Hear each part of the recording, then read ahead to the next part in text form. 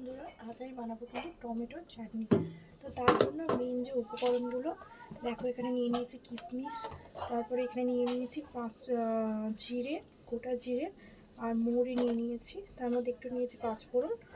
আর এখানে যেটা নিতে হবে কিন্তু মোরগ বানিয়েছি, এখানে এখানে খেজুর নিয়েছি, আর এখানে অল্প যেহেতু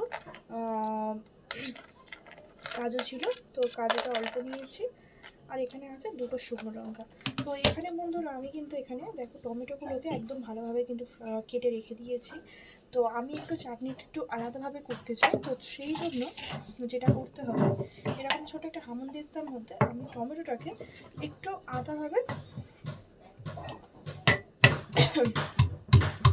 এইভাবে থেতলিয়ে নেব।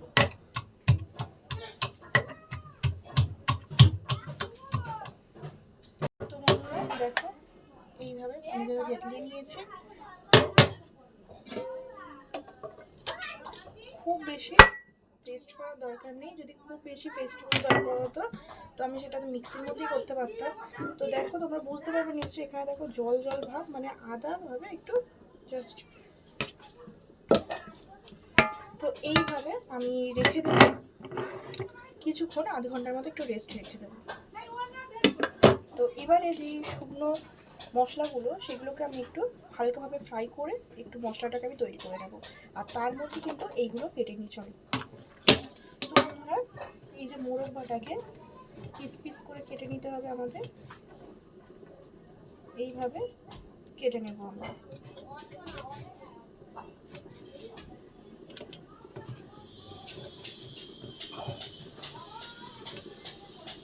তো খুব বেশি ছোট করবো না, আবার খুব বেশি বড়ও করবো না, আমরা এখানে মিডিয়ামভাবে মোরব্বাগুলোকে কিন্তু কেটে নেব।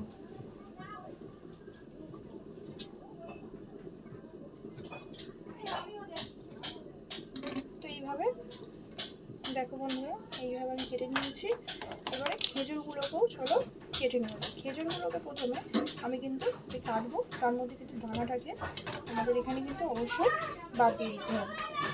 এই দানাটাকে বাদ দিয়ে আমরা ছোট করে কেটে নিলেই হবে।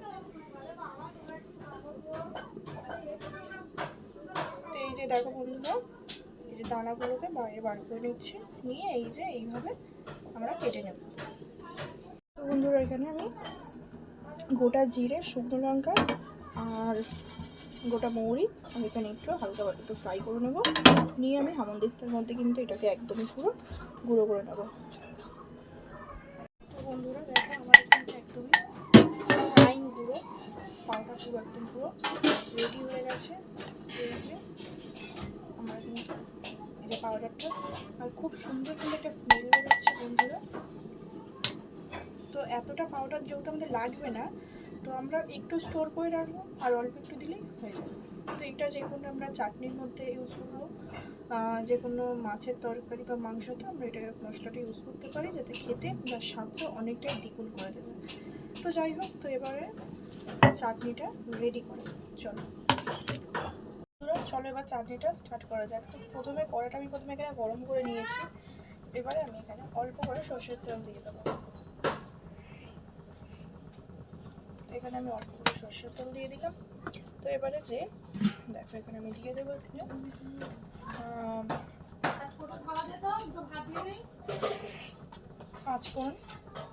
পাঁচফোড়নটাকে দিয়ে দেবো এখানে আমি, আর দিয়ে দেবো এখানে একটা শুকনো লঙ্কা। শুকনো লঙ্কা আর পাঁচফোড়নটাকে খুব ভালোভাবে আমি এখানে ফ্রাই করে নেবো।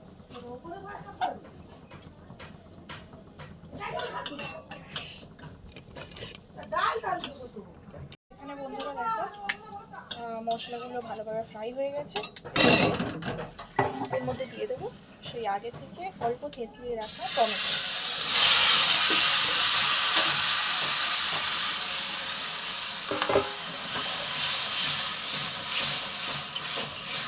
টমেটোর সাথে এটাকে খুব ভালোভাবে মিক্স করে নেব।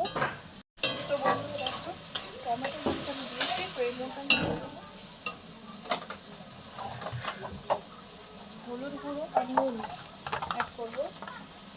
তো এখানে আমি দিয়ে দেবো নুন, দিয়ে দেবো অল্প করে হলুদ গুঁড়ো, দিয়ে ভালোভাবে মিক্স করে নেবো এটাকে। টমেটো যতক্ষণ না পুরোপুরিভাবে গলে যায় ততক্ষণ ধরে আমরা একটু ওয়েট করে নেব।